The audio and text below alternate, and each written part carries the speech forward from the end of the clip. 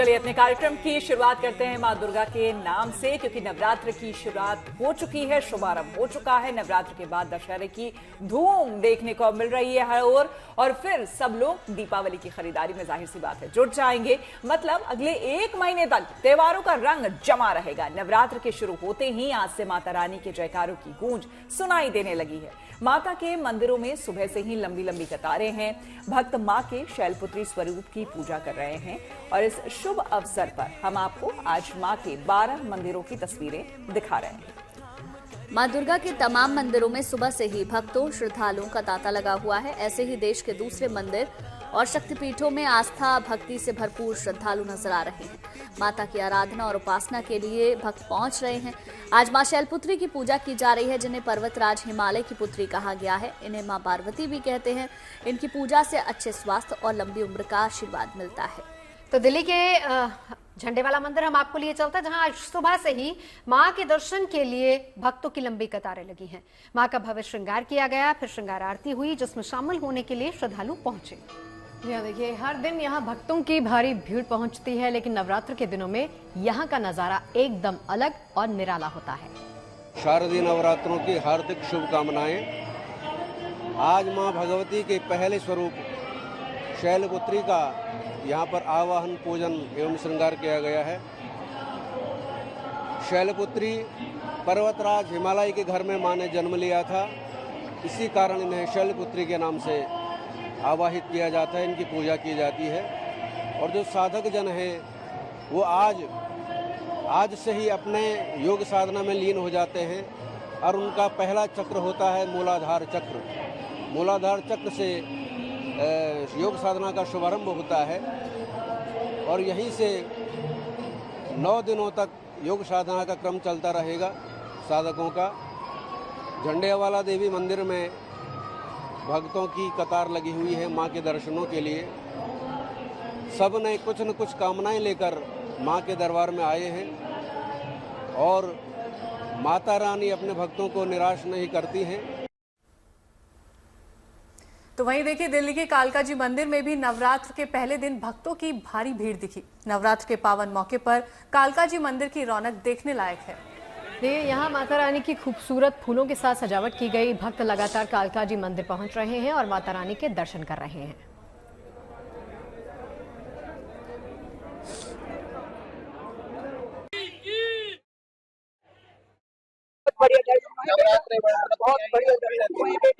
बहुत अच्छा भीड़ है, जैसा भी इंतजाम किया है सब कंट्रोल में रहेगा। प्रशासन बढ़िया इंतजाम है, कोई कैसी भी परेशानी नहीं है, ना भवन में ना रास्ते में ना दर्शन। 87+ है, बहुत अच्छी व्यवस्था है।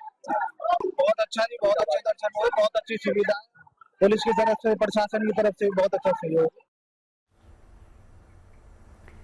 साथ ही जम्मू में वैष्णो देवी के धाम में भी रौनक नजर आ रही है। देश विदेश से भक्त माता के दर्शन के लिए वैष्णो देवी मंदिर पर पहुंच रहे हैं। और जिस तरह से नवरात्र के पहले दिन श्रद्धालु मां के दर्शन के लिए उमड़ रहे हैं, उसको देखते हुए आने वाले दिनों में श्रद्धालुओं की संख्या तेजी से बढ़ने की उम्मीद भी है। जय माता दी। इस समय हम मौजूद हैं धर्म नगरी कटरा में, जो कि बेस कैंप है माता वैष्णो देवी यात्रा का।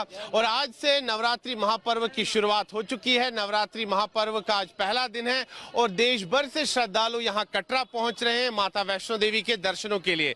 मेरे पीछे आप देख सकते हैं दर्शनी द्योड़ी, यहीं से माता वैष्णो देवी की यात्रा जो है शुरू होती है। ये स्टार्टिंग पॉइंट है, यहीं पर प्रवेश द्वार है, और यहीं से फिर यात्रा जो है शुरू होती है। यहाँ पर आप देख सकते हैं कि दर्शनी द्योड़ी को जो है पुष्पों से सजाया गया है। और अगर हम बात करें माता वैष्णो देवी के दरबार की, जो कि वहां त्रिकूट पर्वत पर स्थित है, वहां पर भी अलग अलग पुष्पों से जो है माता के दरबार की सजावट की गई है। और देश भर से श्रद्धालु आज पहुंचे हैं माता रानी के दर्शनों के लिए। नवरात्रि महापर्व की जो है शुरुआत हो चुकी है, आज नवरात्रि का पहला दिन है। और यहाँ अगर हम देखें तो श्रद्धालु जो है देश भर से पहुंचे हैं, देश के अलग अलग क्षेत्रों से पहुंचे हैं माता रानी के दर्शनों के लिए। जो स्लाइड हुई उसके बाद में दर्शन बंद थे। हम तो अपने आप को इतना भाग्यशाली समझते हैं कि आज हमें दर्शन हो रहे हैं प्रथम नवरात्रि के दिन, और माता रानी से यही प्रार्थना है कि इस तरह की दुर्घटना नहीं करे जिससे भक्तों पे कोई कष्ट आवे। हम आपके ही बच्चे हैं। माँ के दर्शन के लिए जा रहे हैं। हम लोगों के अंदर बहुत खुशी है, बहुत जिज्ञासा है कि हम लोग आज शाम तक माँ का दर्शन प्राप्त करेंगे, माँ का आशीर्वाद लेंगे, माँ से मन्नत मांगेंगे कि हे माँ इस तरह से यात्रा कंटिन्यूअस चालू रखिए कि हिंदुस्तान के सभी कोने कोने जितने भी दर्शनार्थी हैं सभी लोग यहाँ आए, माँ का अच्छा से दर्शन करें, माँ का आशीर्वाद ले। मंदिर को जा रहे हैं, अच्छा लग रहा है, लेकिन इतने दिन से बारिश की वजह से बंद था, अभी तो फिलहाल चालू हो गया तो अच्छा होगा, माँ के दर्शन हो जाएंगे इसकी वजह से। जो एक बहुत इच्छा था कि यहाँ पे दर्शन करने का, तो वो आज सफल होने वाला है, जो बहुत दिनों का इच्छा था। और फिर यहाँ पे माँ का बुलावा पूरा आ गया है, तो इसलिए जय माता दी। मैं 20 साल हो गए नवरात्रि के फर्स्ट नवरात्रि को हमेशा आता हूँ, हमेशा माँ के हाजिरी लगाता हूँ और मैं पूरे विश्व का कल्याण के लिए मन्नत मांगता हूँ और सनातन धर्म का हमेशा हमारे विश्व में परचम लहराए और भारत विश्व गुरु बने, यही माँ के चरणों में अरदास है। और मुंबई की तस्वीरें दिखाते हैं। मुंबई का प्रसिद्ध मंदिर है मुंबा देवी। यूं तो रोजाना यहां दर्शन के लिए बड़ी तादाद में भक्त पहुंचते हैं। नवरात्र के पहले दिन भक्तों का जनसैलाब यहां पर दिखा। सुबह से ही मंदिर में भक्तों का तांता लगा नजर आया। नवरात्र पर दूर दूर से लोग यहां पर पहुंचते हैं। 9 दिन तक यूं ही रौनक देखने को मिलती है।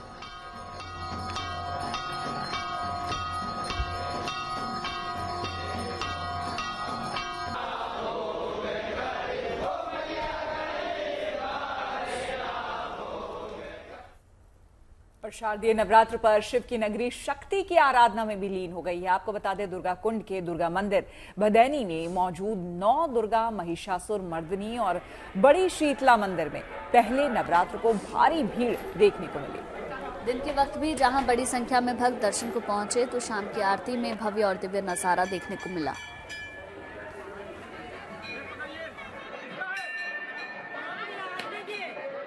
वाराणसी बाबा काशी विश्वनाथ की नगरी जानी जाती है और हर हर महादेव के उद्घोष के साथ हमेशा ये गुंजायमान होती है। लेकिन आज शक्ति की आराधना का जो पर्व माँ ये शारदीय नवरात्र में शुरू हुआ है और माँ शैलपुत्री के दर्शन की आज मान्यता है। और इस समय वाराणसी के हम इस अलईपुर इलाके में स्थित हैं और माता शैलपुत्री का यहाँ अति प्राचीन मंदिर है। जहाँ तक नजरें जा रही है सिर्फ ऐसे श्रद्धालु नजर आ रहे हैं और बहुत ही भारी संख्या में यहाँ श्रद्धालु दर्शन के लिए, चाहे वो शारदीय नवरात्र हो चाहे चैत्र का नवरात्र हो, यहाँ उमड़ते हैं। और तड़के सुबह से ही मंगला आरती के बाद से ही लगातार देख सकते हैं कि श्रद्धालुओं के यहाँ पे आने का क्रम जारी है। और विश्व प्रसिद्ध विंध्याचल में शारदीय नवरात्र के पहले दिन लाखों की संख्या में भक्त दर्शन पूजन के लिए पहुंचे। जी हाँ, देखिए यहाँ मान्यता यह है कि यहाँ नवरात्र में मां के दर्शन करने से कष्टों से मुक्ति मिल जाती है, भक्तों की तमाम मनोकामनाएं पूर्ण हो जाती हैं।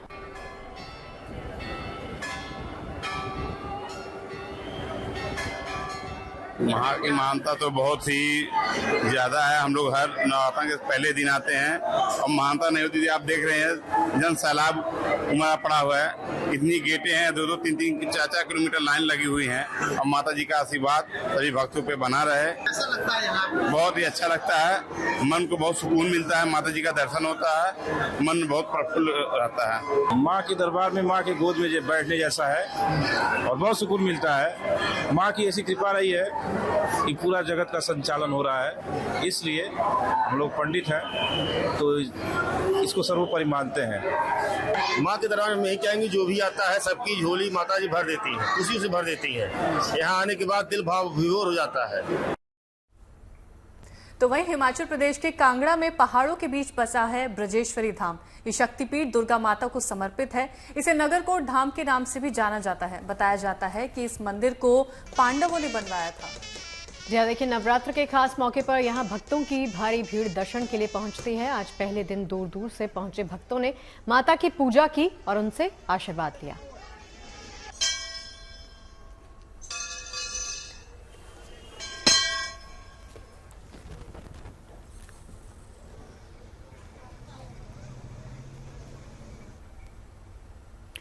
देश में मां दुर्गा के कई मंदिर अपनी खासियत की वजह से जाने गए हैं, तो कुछ मंदिर ऐसे भी हैं जिनसे जुड़ी खास मान्यताएं उन्हें भक्तों के बीच आस्था का केंद्र बनाए हुए हैं। आपको बता दें, इन्हीं शक्तिपीठों में से एक यूपी के प्रयागराज का अलोपी मंदिर भी है, जहां एक हिंडोला है और इस झूले में ही मां की पूजा अर्चना करने की परंपरा बरसों से चली आ रही है।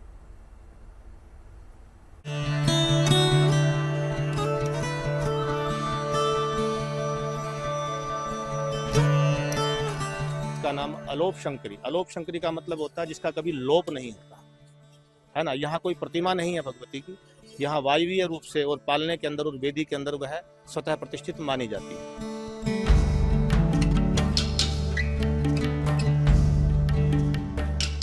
सनातन धर्म में ईश्वर के साकार रूप की पूजा का विधान रहा है, लेकिन प्रयागराज में कोई रूप स्वरूप लिए बगैर ही मां अलोप देवी बरसों बरस से अपने भक्तों पर कृपा बरसा रही हैं। संगम के पास बसा ये पवित्र शक्तिपीठ गंगा, यमुना और सरस्वती की पौराणिक मान्यताओं का भी गवाह रहा है। इस मंदिर में मां अलोप शंकरी निराकार रूप में एक हिंडोले में वास करती हैं। बावजूद इसके मां का पालने में दर्शन ही भक्तों को निहाल कर देता है। जब माता सती हुई थी तो शिव जी उनको लेके घूम रहे थे, विष्णु जी ने चक्र चलाया तो उनके अंग गिरे 51 जगह, उसमें से ये हाथ की हथेली यहाँ गिरी थी। ये अलोप रूप में इनकी पूजा होती है, यहाँ कोई मूर्ति नहीं है। करीब 10 फीट चौड़े कुंड पर लटका लकड़ी का ये डोला भक्तों की मनोकामना और मां के आशीर्वाद का एक मुख्य माध्यम रहा है। मंदिर के प्रति एक भाव है कि यहाँ पर जो भी व्यक्ति अपनी कोई मनोकामना मांगता है वो निश्चित रूप से माँ उसकी मनोकामना को पूर्ण करती हैं। बहुत ही सिद्ध स्थान है ये और इसके प्रति लोगों में बहुत ही निष्ठा और आदर का भाव है। देवी माँ के 51 शक्तिपीठों में शामिल माँ अलोपी नवदुर्गा स्वरूप में यहाँ दर्शन देती रही हैं, जिनका आशीर्वाद हर भक्त के लिए प्रसाद के समान रहा है। यही वजह है कि बरसों से माँ अलोपी का ये शक्तिपीठ उनके भक्तों को समृद्ध, सुरक्षित और सेहतमंद रहने का आशीर्वाद देता आ रहा है। प्रयागराज से पंकज श्रीवास्तव के साथ bureau report, good news today. और चलिए अब आपको कोलकाता लिए चलते हैं। यहाँ पूजा पंडालों ने धूम मचा रखी है। एक तो माँ की मूर्त निराली है, तो वहीं हर पंडाल मानो हमसे कुछ कहना चाहता है। हर पंडाल एक खास थीम पर बनाया गया है और इस थीम की कहानी अपने आप में बेहद अद्भुत है। तो चलिए आपको सीधा पश्चिम बंगाल लिए चलते हैं, जहां नवरात्र से पहले अलग अलग पंडालों का उद्घाटन किया गया। एक पूजा पंडाल में पूर्व क्रिकेटर हरभजन सिंह पहुंचे, तो दूसरे पंडाल में नजर आई अभिनेत्री नीलम कोठारी।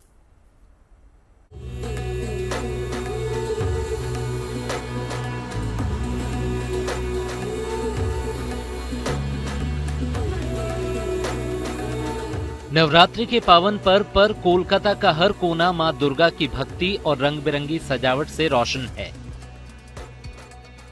भव्य पंडाल, अद्भुत कारीगरी और खूबसूरत मूर्तियां, यही है कोलकाता की दुर्गा पूजा की पहचान, जिसे देखने देश ही नहीं विदेशों से भी श्रद्धालु और पर्यटक आते हैं। सिर्फ आम लोग ही नहीं, बड़े बड़े स्टार्स भी यहां मां का आशीष लेने पहुंचते हैं। कोलकाता के अशोक नगर के एक दुर्गा पंडाल का उद्घाटन पूर्व क्रिकेटर हरभजन सिंह ने किया। इस दौरान उन्होंने मां की पूजा आराधना भी की।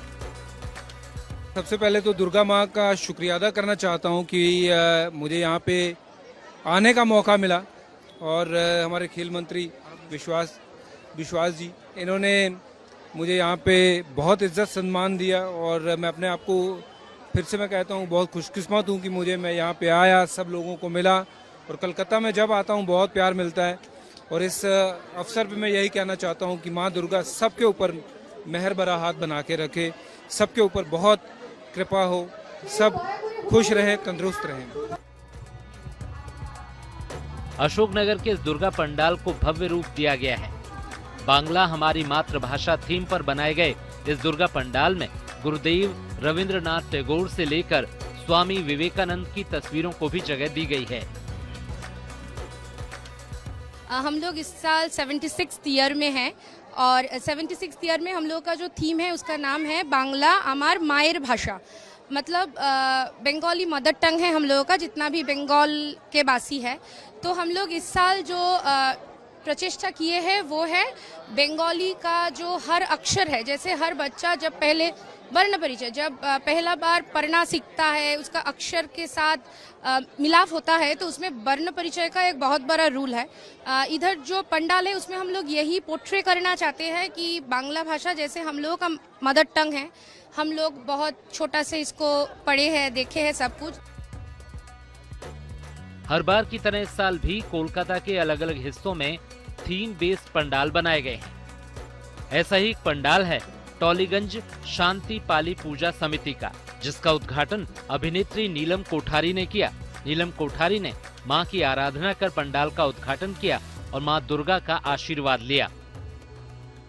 पहली बार मैं कलकत्ता आ रही हूँ दुर्गा पूजा के लिए, बहुत अच्छा लग रहा है and I will come every year now.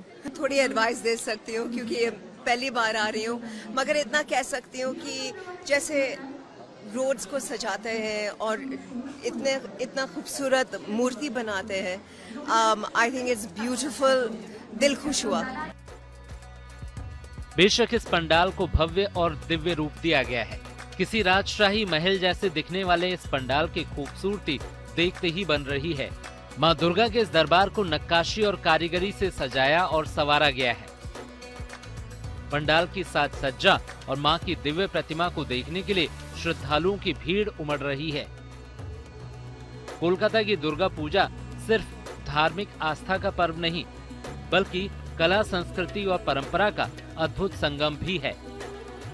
दशकों से यहाँ के पंडाल अपनी भव्यता और कारीगरी के लिए जाने जाते हैं। अलग अलग थीम पर आधारित ये पंडाल दुनिया के लोगों को आकर्षित करते हैं। देखा जाए तो हर साल नए रूप और नई थीम के साथ सजते ये पंडाल कोलकाता की पहचान बन चुके हैं। Bureau report, good news today. Paschim Bangal में दुर्गा पूजा की तैयारियां परवान चढ़ रही है। कोलकाता में इस बार भी हर साल की तरह नए नए थीम और कॉन्सेप्ट पर पूजा पंडाल बनाए जा रहे हैं। बिल्कुल, इस कड़ी में कोलकाता के 41 पल्ली क्लब का पंडाल अपने आप में बहुत खास है। तो आप भी इस दुर्गा पूजा पंडाल की खासियत पर जरा नजर डालिए।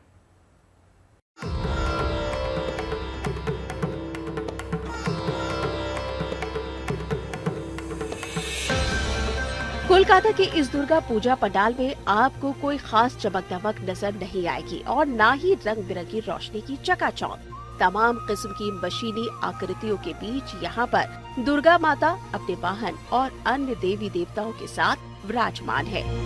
ये कोलकाता के 41 पल्ली क्लब का पूजा पंडाल है, जिसमें 30 फीट का रोबोट आगंतुक दर्शकों का स्वागत करने के लिए तैयार है।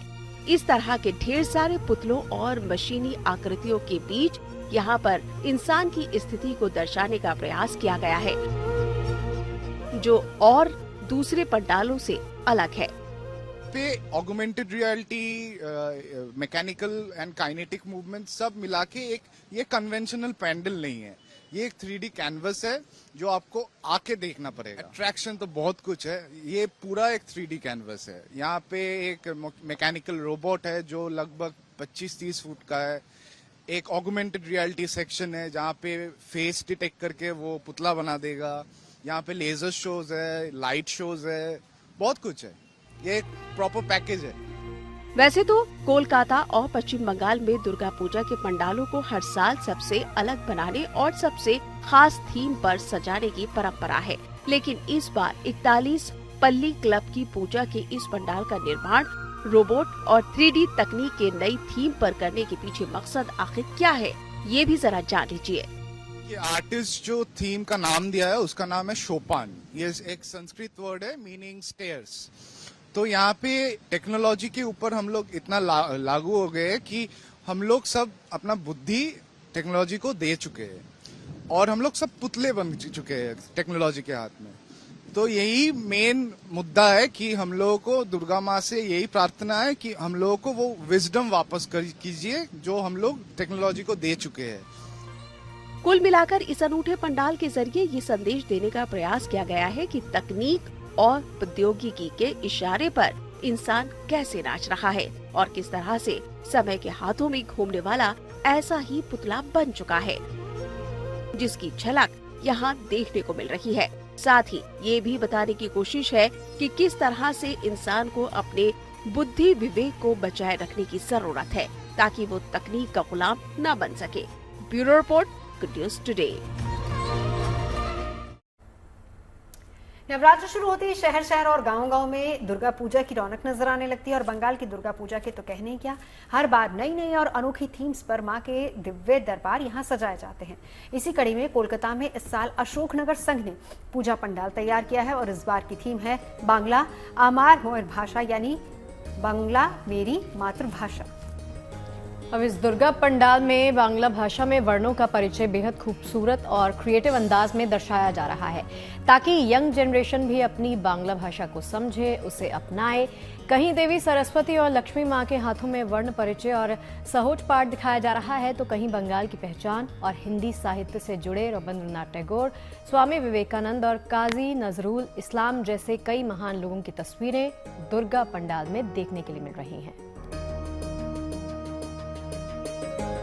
जो पंडाल है उसमें हम लोग यही पोर्ट्रे करना चाहते हैं कि बांग्ला भाषा जैसे हम लोगों का मदर टंग है, हम लोग बहुत छोटा से इसको पढ़े हैं, देखे हैं सब कुछ, तो अभी का जो जनरेशन है वो इसको भूल ना जाए, बंगाली बोलने में ना शर्माए, क्योंकि होता है कोई कोई बोलता है जे बांग्लाटा ठीक आशे ना, तो हम लोग वो नहीं चाहते। हर कोई अपना मदर टंग में बहुत अच्छे से बात करे, कम्युनिकेट करे। तो उसी लिए हम लोग का बंगाली का जो मनीषी है उन सब का फोटो आप लोग देख सकते हैं, इधर सब लगाया हुआ है। कवि गुरु रविंद्रनाथ ठाकुर है, विद्रोही कवि काजी नजरुल इस्लाम है, स्वामी विवेकानंद जी है, ईश्वर चंद्र विद्यासागर, बंकिम चंद्र चट्टोपाध्याय है, शरद चंद्र चट्टोपाध्याय है। उन सब का फोटो, उनका कोट्स जो उन लोग बहुत सालों से बहुत संग्राम करके बंगाल का ये जो सबसे मीठा बोली है बांग्ला, उसके ऊपर काम किए हैं। हम देखिए, बंगाल में दुर्गा पूजा फेस्टिवल यहाँ के पारंपरिक ढाक की आवाज के बगैर अधूरा है। ढाक बजाते हुए ड्रमर्स हर साल ढाक बजाने वाले पूरे जोश और रिदम के साथ दुर्गा पूजा के इस त्योहार की रौनक बढ़ाते रहे हैं। और कोलकाता के कुमारटुली घाट पर महालया यानी जिस दिन दुर्गा पूजा का शुभारंभ होता है, उस दिन ढाक बजाने वालों ने मिलकर एक साथ एक सुर में ढाक बजाया और दुर्गा पूजा के इस उत्सव की शुरुआत की।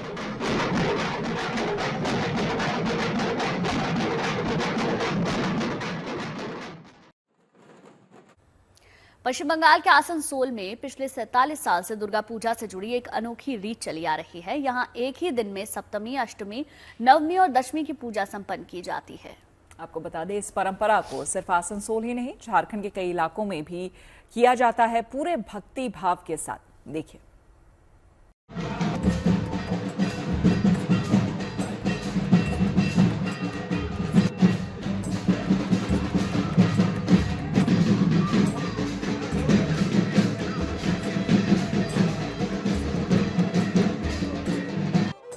ये पश्चिम बंगाल के आसनसोल का धेनुआ गांव है।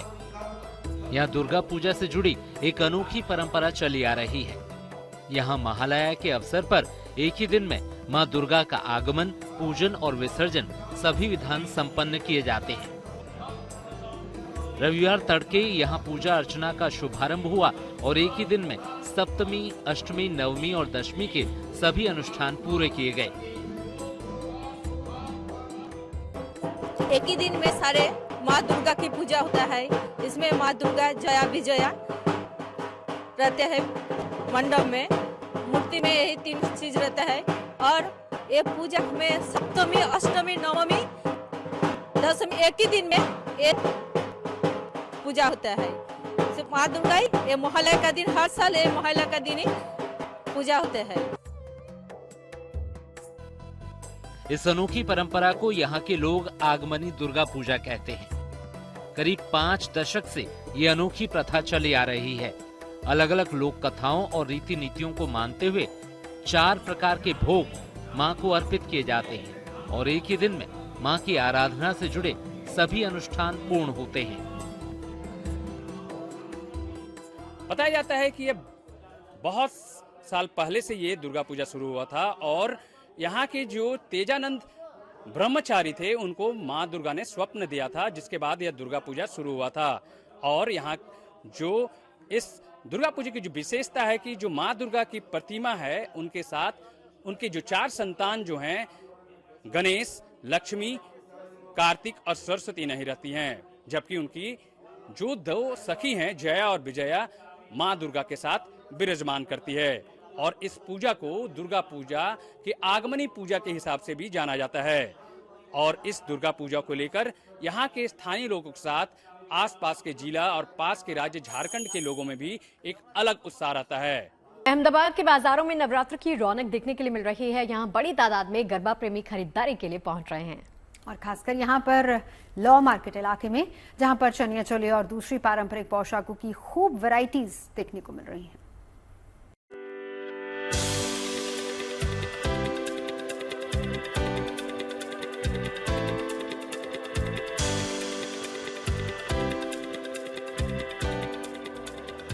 अहमदाबाद का लॉ गार्डन मैदान इन दिनों ग्राहकों से गुलजार है। पूरा बाजार चनिया चोली और दूसरी पारंपरिक पोशाकों से पटा पड़ा है। रंग बिरंगी पगड़ी, बांसुरी से लेकर कानों के झुमके तक गरबा उत्सव की रौनक बढ़ाने वाला हर सामान यहाँ उपलब्ध है। बड़ी तादाद में गरबा प्रेमी अहमदाबाद के इस बाजार में उमड़ रहे हैं और अपने बजट के अनुसार गरबा नाइट्स के लिए खरीदारी कर रहे हैं। कीमत भी सही है। मैंने अभी चनिया चोली ली हुई है एक, और भी 2-3 लेने का मन है, तो मुझे अच्छा लग रहा है यहाँ पे। कितना खर्च हो जाता है नवरात्रि के दौरान? डिपेंड्स करता है कि आपको कितना खर्च करना है। 10,000, 2,000 से लेके आप 10,000 तक आपको जितना खर्च करना हो कर सकते हो नवरात्रि में। ग्राहकों का मानना है कि यहाँ वैरायटी तो है ही, साथ ही मोल भाव भी अच्छा हो जाता है, लिहाजा किफायती दाम पर जरूरत का सामान मिल जाता है। But to be honest I feel like कि स्ट्रीट शॉपिंग का जो मजा है वो आपको स्टोर में नहीं मिलेगा। लाइक आई मीन यहाँ पे बहुत सारे स्टोर्स है जो 1500-2000 में ऐसी ही प्राइस में बेटर क्वालिटी में दे रहे हैं, बट जो बार्गेन करके वो अपना देसीपन निकाल के जो आता है ना, वो इधर ही आता है। यहाँ पे आप झगड़ा कर सकते हो, यहाँ पे कुछ भी कर सकते ले सकते हो। लॉ गार्डन मार्केट ही नहीं, पूरा अहमदाबाद नवरात्रि में रंग जमाने की तैयारी कर चुका है। गरबा प्रेमियों का जोश हाई है और प्रशासन भी इस महोत्सव के लिए कमर कस चुका है। नवरात्रि के दौरान गरबा में रात 12 बजे तक लाउड म्यूजिक की परमिशन है। इसके बाद साउंड रेस्ट्रिक्शंस लागू होंगी। हालांकि ढाक और शहनाई की धुन पर गरबा प्रेमी गरबा रास का आनंद ले सकेंगे। Atul Tiwari, Ahmedabad, good news today. त्योहारों के मौसम में अब आपको दिखाते हैं आपके काम की अच्छी खबर। आज से जीएसटी के नए रेट लागू हो गए हैं और इसके कारण बहुत से सामानों की कीमतें अब कम हो जाएंगी। यानी त्योहारों के सीजन में लोगों को फायदा होगा। तो जानते हैं आम लोगों का इस पर क्या कहना है, वो क्या सोचते हैं। हमारे संवाददाताओं ने शहर शहर इस पर आम लोगों की राय जानी है। कितना फर्क पड़ा एसी की कीमतों में, टीवी में, लोगों का रिस्पांस कैसा मिला? जो एसी का बेसिक प्राइस होता है उस पर 10% जीएसटी कम हो जाएगा। अब उस पर कम हो चुका है। तो लोगों की क्वेरीज आ रही हैं कि भाई हम आ रहे हैं खरीदने के लिए, जरा अब तो नहीं, एक हफ्ता पहले ही आनी शुरू हो गई। घी है, मिल्क शेक है और क्या नाम मक्खन है, और उसके बाद मिल्क शेक वगैरह, पनीर काफ़ी सस्ता हुआ है। लगभग कितना फर्क आया है इन चीज़ों में, एक एक करके बताएं। तो अच्छा वो जो क्या है जीएसटी पे ना, आम आदमी को बहुत अच्छा मतलब वो होने वाला है, बचत होने वाली है। ये हर आदमी के लिए हर महीने कुछ ना कुछ बचेगा ही पैसा, क्योंकि जीएसटी पहले 18 और इसका स्लैब था, तो अब थोड़ा 5 का था, तो अब इससे फ़र्क पड़ेगा, काफ़ी फ़र्क पड़ेगा सर। अब जैसे पनीर और घी जैसी चीज़ें हैं, हाँ सर, ये रोज़मर्रा की चीज़ें हैं तो हर आम आदमी यूज़ करता ही करता है। दूध हुआ, दही हुआ, पनीर हुआ, छाछ हुआ, आजकल छाछ का काफ़ी डिमांड है, तो उससे कुछ पैसा बचेगा ही, उससे थोड़ी थोड़ी बचत होगी, तो आदमी अपना सेविंग और बढ़ा सकता है। अच्छा कदम है सरकार का, अच्छा कदम है सरकार का, इससे पहले ही ले लेना चाहिए था। अब थोड़ी देर से ही लिया है, पर सही है, लोगों को तो कुछ तो राहत होगी, कुछ तो राहत होगी। अरे काफी राहत है कि अगर बात कर रेट काफी रिड्यूस हो गए। लमसम 13% से जो 18% जीएसटी दे रहे थे उस पर कम से कम 13%, 13 रुपए, 15 रुपए, 10 रुपए एमआरपी से ऑलरेडी रिड्यूस हो गए। चाय के साथ नमकीन खाते हैं वो भी सस्ता हो गया है। जी बिल्कुल बिल्कुल सस्ता हुआ है, बहुत अच्छा लगा चीजें, कम से कम बहुत अच्छा कार्य हुआ है। इस हिसाब से रेट काफी रिड्यूस हो गए। अब जो है आप लोग की जेब पर भी थोड़ा सा कम असर पड़ेगा। जी बिल्कुल कम पड़ेगा, बिल्कुल कम पड़ेगा, डेफिनेटली पड़ेगा। जैसे महीने का पूरे गृहस्थी का सामान आप लेते हैं, एक महीने का मान लेते हैं, तो क्या अगर ओवरऑल एस्टिमेट निकाला जाए तो कितना कमी देखते हैं आप? इसमें कम से कम मान लीजिए 15% तो है ही। जैसे ये एक सोप है इनके पास, अब एक सोप है या एक शैम्पू है, आसान भाषा में अगर बताएं तो पहले के मुकाबले अब दाम कितना हो गया है? पहले 18% जीएसटी था इस पे, जो कि 5 हो गया। शैम्पू है और सोप है, बेदिंग सोप जो है उनमें। नमकीन 12% था, 5% हो गया। जूसेस थे 12%, 5% हो गए। 12% वाले जितने भी फूड प्रिपरेटरी के आइटम थे, मेयोनीज है और सॉसेज हैं, मैगी है, ये सब 12% पे था, जो कि अब 5% हो गया। जैसे अगर मैं कहूँ ये एक सोप है या एक शैम्पू आपके पास है, मान लीजिए इसका जो कॉस्ट है मोटा मोटा कितना अगर कम माने हम? अब अगर 18% से 5% हुआ है तो आप मान लीजिए कि 12 से 13% का गिरावट आएगी। जी जी, मतलब ठीक ठाक एक मिडिल क्लास के लिए बहुत फायदा होगा। उनका बजट, उनके पैसा बचेगा, उससे वो और एक्सपेंडिचर करेंगे। बहुत सारा फायदा है पब्लिक को, जैसे गाड़ी सस्ता हो गया या पॉलिसी जो हेल्थ पॉलिसी है वो सस्ता हो गया है ना, और बहुत सारी जानकारी हमारे संज्ञान में नहीं है, लेकिन फिर भी जो घोषणा पत्र है गाड़ी के जैसे 20 साल था 20 साल कर दिया गया, तो आम पब्लिक के हित में काफ़ी अच्छा है। GST से पब्लिक को बहुत फायदा होगा, सामान सब पर दाम कमेगा, आम जनता को राहत मिलेगा।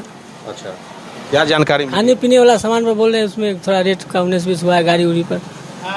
जानकारी है कि नहीं? जानकारी है, मोबाइल पे देखे हैं, थोड़ा अभी पूरा जानकारी में तो नहीं है, मोबाइल पे जो देखे हैं वही जानकारी नहीं, पूरी जानकारी नहीं मिली। क्या घटा है? नहीं घटा है। हाँ। काशी विश्व के उन तीसरे शहर में शुमार होने जा रहा है जहां पब्लिक ट्रांसपोर्ट के लिए रोपवे का ट्रायल हुआ। ये एशिया का पहला अर्बन रोपवे है जो 3.5 किलोमीटर से ज्यादा लंबा है। जी हाँ, इस दौरान 5 स्टेशन बनाए गए हैं। कैंट स्टेशन से गोदोलिया के बीच के सफर को महज 16 मिनट में तय किया जाएगा। अब उम्मीद ये है कि इस रोपवे के बन जाने से बनारस में जाम की स्थिति से कुछ हद तक राहत मिल जाएगी। काशी की पहचान यहाँ के गंगा घाट, गलियाँ, खान पान, साड़ी की वजह से है, तो अब इसके खास देश के पहले अर्बन पब्लिक ट्रांसपोर्ट रोपवे की वजह से पहचाना जा रहा है, क्योंकि यह देश का पहला ऐसा रोपवे है और दुनिया का तीसरा रोपवे है जो अर्बन ट्रांसपोर्ट रोपवे के तौर पर शुरू हो रहा है। और इसका ट्रायल रन भी देख सकते हैं कि जारी है लगातार, रोज इसका लगातार ट्रायल रन शुरू हो रहा है। कुल 5 स्टेशन इस रोपवे के बनने हैं, जिसमें 3 स्टेशन पहले चरण के बनकर तैयार हो गए हैं। कैंट रेलवे स्टेशन, जहां से हम अभी दिखा रहे हैं आपको तस्वीरों को, तो वहीं दूसरा भारत माता मंदिर, तो तीसरा रथ यात्रा।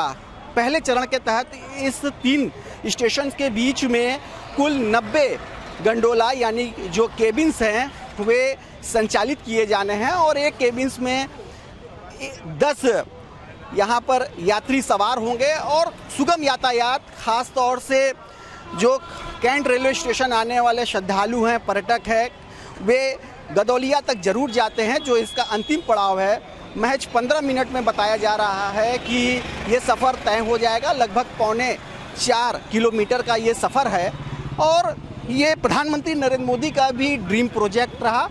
मार्च 2023 में इसकी आधारशिला यहीं काशी से रखी गई थी, तो अब इसका पहला चरण पूरा होता दिखाई पड़ रहा है और इसी सितंबर माह में हम इसको पूरा होता देख लेंगे। अभी इस ट्रायल रन के बाद इसका ह्यूमन ट्रायल रन होगा और उसके बाद सितंबर माह में इसको पूरी तरह से संचालित कर दिया जाएगा। लोगों के लिए एक बहुत बड़ी सौगात है, तोहफा है, क्योंकि बनारस गलियों का शहर है और काफ़ी घनी आबादी वाले जगह तक पहुंचने के लिए या काशी विश्वनाथ मंदिर जाने के लिए लोगों को काफ़ी दिक्कतों का, मुसीबतों का सामना करना पड़ता है। ट्रैफिक एक बहुत बड़ी समस्या है, तो उन्हीं समस्याओं से उबरने के लिए ख़ास तौर से ये देश का पहला पब्लिक अर्बन ट्रांसपोर्ट रोपवे शुरू किया गया है और देख सकते हैं काशीवासी इसको लेके बहुत ज़्यादा उत्साहित हैं। देश का पहला ये रोपवे है और काशीवासियों को, यहाँ आने वाले श्रद्धालुओं, पर्यटकों को एक तोहफे के रूप में मिला। किस तरह देख रहे हैं आप लोग, ऊपर आसमान में इस तरह की सवारियाँ लोग करेंगे? नहीं पढ़े तो पढ़ेगा, तो हम भी प्रयास करेंगे चढ़ने के लिए, देखने के लिए। पहली बार है ऐसा। बहुत अच्छा लग रहा है। जब से हमारे मोदी जी आए हैं तब से हम लोगों को बनारस के लिए बहुत कुछ कर दिए हैं। हम उनसे आग्रह करना चाहते हैं कि ऐसे ही बनते रहें। हमारा रोपवे, हम लोगों का सपना एक था कि रोपवे बन जाए, आज हम लोगों के सामने रोपवे चल रहा है, हम लोग को बहुत खुशी की बात है। बढ़िया रहेगा, ये चालू हो जाएगा तो जाम जो होता रहता है उससे छुटकारा मिलेगा, उससे बहुत निजात मिलेगा। इसके लिए कि ये बन जाएगा तो आदमी को अगर जल्दी वहाँ तक पहुँचना है, जहाँ जाना है, तो उससे जल्दी ना होगा। ये बहुत बेहतरीन चीज़ है। किसको श्रेय दे रहे हैं इसका, इसके लिए कौन किसको धन्यवाद? प्रधानमंत्री को, नरेंद्र मोदी जी को। तो सभी लोग इस रोपवे को लेके काफ़ी उत्साहित हैं, काफ़ी खुश हैं और मान रहे हैं कि कहीं ना कहीं इसका श्रेय प्रधानमंत्री नरेंद्र मोदी को है, क्योंकि आमतौर पे जो पहाड़ों पर, दुर्गम स्थानों पर इस तरह की तस्वीरें रोपवे की दिखती थी, वे काशी की धरातल पर उतरती दिखाई पड़ रही हैं और पहले चरण का ये सपना सितंबर माह के अंत तक साकार हो जाएगा। Roshan Jaiswal, Varanasi, good news today. और चलिए अब आपको लिए चलते हैं लखनऊ, जहां के बोटानिकल गार्डन में कमल की तमाम वैरायटी से माहौल गुलजार है। इस गार्डन को आसमान से, यानी कि अगर ऊपर से देखा जाए तो स्वास्तिक के आकार का ये नजर आता है। इस पार्क का नाम स्वास्तिक लोटस गार्डन है। इस अनोखे गार्डन में दुनिया भर से कमल के फूल की 60 से ज्यादा किस्में लगाई गई हैं, जो इस लोटस पार्क की सबसे मुख्य विशेषता है। चर्चा में अभी के लिए बस इतना। आप रखिए अपना ख्याल। कल फिर होगी आपसे मुलाकात शाम 5 बजे।